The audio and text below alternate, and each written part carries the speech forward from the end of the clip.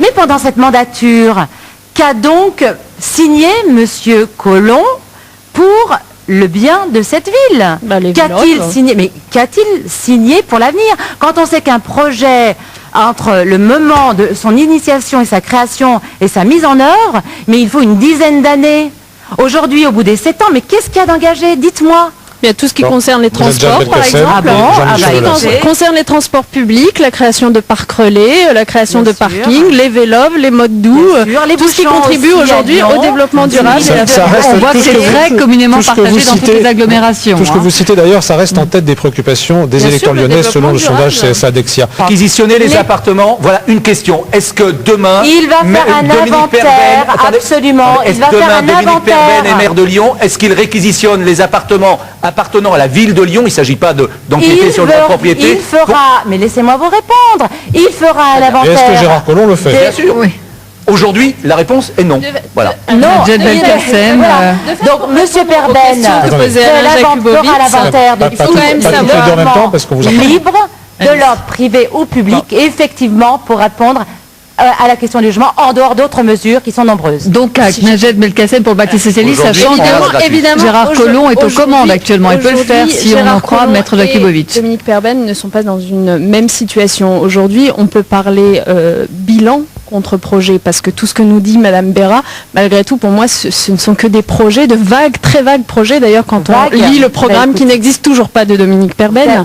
Donc, revenons-en à Gérard Collomb et répondons à Maître Jakubowicz, qui disait, il y a un grand nombre de domaines dans lesquels la ville de Lyon n'a pas compétence directe. Est-ce une raison pour abandonner ses habitants dans la rue, dans leurs difficultés? Eh bien, la réponse est très souvent, la ville de Lyon a pris la responsabilité de faire des choses qui n'étaient pas de sa compétence. Typiquement, c'est la ville de Lyon qui a mis en place les maisons médicales de garde, par exemple, pour faire face à on va dire, la permanence des soins, de trouver en gros la nuit un médecin quand c'est la ville de Lyon qui a mis en place ces maisons médicales de garde, alors que c'est de la compétence des conseils généraux a priori.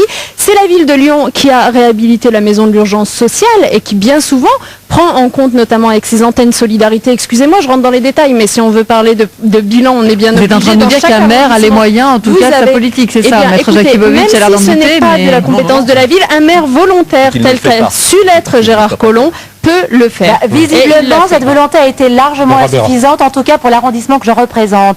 Parce que moi, la réalité, je la rencontre tous les jours. Je suis sur le terrain et je peux constater à quel point cette population est désillusionnée, justement. Parce que la seule réponse qu'ils ont, c'est « Ah ben c'est pas de l'ordre du maire d'arrondissement. Je considère qu'un maire, il a des responsabilités. Il est le représentant des habitants. Il est élu pour agir. Même quand il ne s'agit pas de choses qui sont dans sa compétence, il peut monter au créneau, il peut aller défendre des projets pour le bien des habitants et pour... Alors, ce qui va peut-être vous mettre d'accord, c'est le succès de Vélov, puisque les auditeurs d'Europe 1 qui sont nombreux à nous appeler ce soir soulignent la nécessité évidemment de développer les modes de circulation un petit peu différents. Dominique, par exemple, de Marseille, qui nous dit nous à Marseille, on aimerait bien avoir davantage de vélos et de pistes cyclables.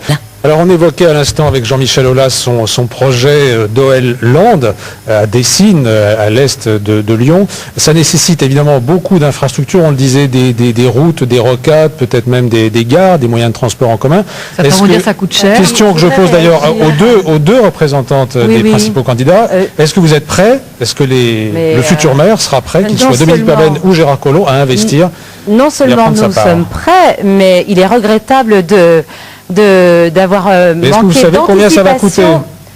Je ne vais pas vous répondre aujourd'hui à cette question, puisqu'aujourd'hui le maire en place, PS, qui se targue de soutenir le projet de M. Aulas, n'a même pas envisagé comment accéder à OL Land, puisque les infrastructures ne sont même pas encore budgétisées. Donc on n'a même pas d'estimation financière quant à la desserte de cette OL Land. Ce qui est sûr, c'est que c'est pas uniquement Lyon, Jean-Michel Aulas, qui va financer ça. C'est une entité beaucoup plus importante. Il y a quand même une grosse lacune justement en termes d'infrastructures. Évidemment que les infrastructures qui sont nécessaires pour la desserte de ce lieu ont été estimées. Alors, je suis désolée, je les connais par cœur. Je pense que Jean-Michel Aulas pourra vous en dire davantage que moi. Sachez simplement que cela fait maintenant près de, si mes souvenirs sont bons, 3 mois qu'est engagée une concertation avec les habitants de Dessines, au cours de laquelle sont passés en revue tous les sujets afférents à la construction de ce stade. Ils ne sont pas tous d'accord d'ailleurs, les habitants de Dessines. Oui, enfin, il y a un sondage qui est sorti récemment qui donnait, rappelez-moi, Jean-Michel, peut-être... près de 78%. Voilà, il le dit avec beaucoup de modestie. 78% des habitants qui étaient pour ce projet. Donc, ils sont quand même plutôt pour. Et de manière générale, c'est toujours normal qu'un projet crée des crispations parce qu'on a peur des nuisances, mais de fait, le bilan est évidemment très positif puisque le rayonnement... est avéré. Donc évidemment que le maire de Lyon, Gérard Collomb, a envisagé toutes les conséquences financières d'une desserte et ce sont des sujets, encore une fois, qui ont été abordés en long, en large et en détail et nous sommes sur le point de régler ces problèmes. Michel Aulas, combien ?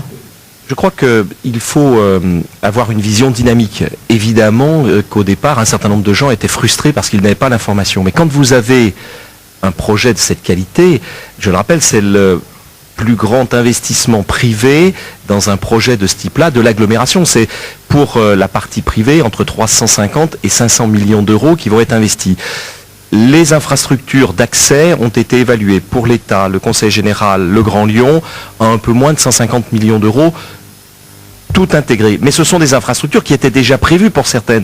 Ça faisait 10 ans que les choses n'avaient pas été complètement actées parce qu'il fallait un projet qui permette de débloquer. Donc il y a cette aspiration et cette ambition qui fait que non seulement on trouve un financement privé pour pouvoir faire avancer les choses, mais on trouve la légitimité à ces opérations, ce qui va permettre de faire avancer. Et alors moi je me réjouis parce que je vois que en quelques mois, parce que c'est un bon projet, l'ensemble des politiques, et ce qui est bien, ce qui est normal, trouve que c'est un bon choix. Ce que je peux dire aussi, c'est que c'est un projet qui a été étudié de A à Z, avec le maximum de précautions, et donc aujourd'hui on est véritablement dans ce qu'il faut faire pour que une agglomération comme Lyon puisse grandir à l'égal des autres mégacités.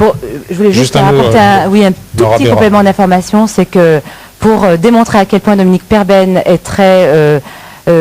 solidaire de ce projet, il a quand même défendu, effectivement, lorsqu'il était ministre auprès de Jean-François Lamour, la modification des statuts pour permettre à l'OL de rentrer en bourse, qui permet aujourd'hui de mener ce projet et de l'envisager comme quelque chose de concret. En tout cas, ça rejoint une des préoccupations qu'on a vues dans le sondage d'Exia CSA le Parisien aujourd'hui en France, à savoir l'une des priorités du maire doit être dans la future mandature la lutte contre la pollution. C'est vrai qu'on parle beaucoup du couloir de la chimie. Nora Béra... Un grand axe du projet de Dominique Perben, effectivement, est de faire respirer Lyon. Aujourd'hui, on constate que les bouchons sont de plus en plus importants dans Lyon. Il n'y a pas que les bouchons, visiblement. Quand on parle du couloir de la chimie, là encore, un peu comme pour le logement, est-ce que le maire a une marge de manœuvre sur, par exemple, ce type Il faut effectivement travailler autour de ce projet, voir comment ces industries chimiques à forte nuisance peuvent se transformer en éco-industrie de façon à ce qu'elles rentrent dans le cadre d'un projet respectueux de l'environnement. Je reviens sur la thématique du périphérique. Effectivement, il faut aller au bout de la construction, voilà, et de finir ce périphérique qui est incomplet aujourd'hui et qui malheureusement contribue à augmenter les bouchons dans la ville. Et dans le projet de Dominique Perben, effectivement, il prévoit de doubler les espaces verts à l'intérieur de la ville. Donc avec parc urbain dans le sud de Lyon, avec des espaces verts à l'intérieur, dans des voies stratégiques. Qui dit mieux, Gérard Collomb? Non, mais il ne s'agit pas de dire qui dit mieux, il s'agit simplement de relever que ce faisant, Dominique Perben est dans le plagiat de ce qu'a fait Gérard Collomb, rien d'autre, rien de moins. Je crois que ça, c'est pourquoi? petit. Juste pour vous expliquer, parce que vous ne connaissez peut-être pas Lyon. En créant les berges du Rhône, Gérard Collomb a permis une traversée complètement nature de la ville qui part de Gerland jusqu'au parc de la Tête d'Or. Avec ce projet que vient d'exposer Nora Béra, il s'agit juste de dire on va aller un petit peu plus loin, mais à peine plus loin. Donc je veux dire, ça existe déjà de Gerland au parc de la Tête d'Or. Et ben nous avons 30 km d'ores et déjà. Donc, enfin voilà, donc vous voyez, on est dans alors simplement, si je recréer de l'espace vert dans la ville, rendre rien que quand on voit le projet autour de l'Hôtel Dieu, recréer une esplanade verte au cœur de la ville, sur le parc sur dans le le port sud, Édouard Herriot, puisque c'est la proposition de Dominique Perben, qui, pour information, est encore sous concession pendant 23 ans. Donc vous voyez, toutes les propositions de Dominique Perben peuvent être démontées très facilement lorsqu'on les regarde avec détail.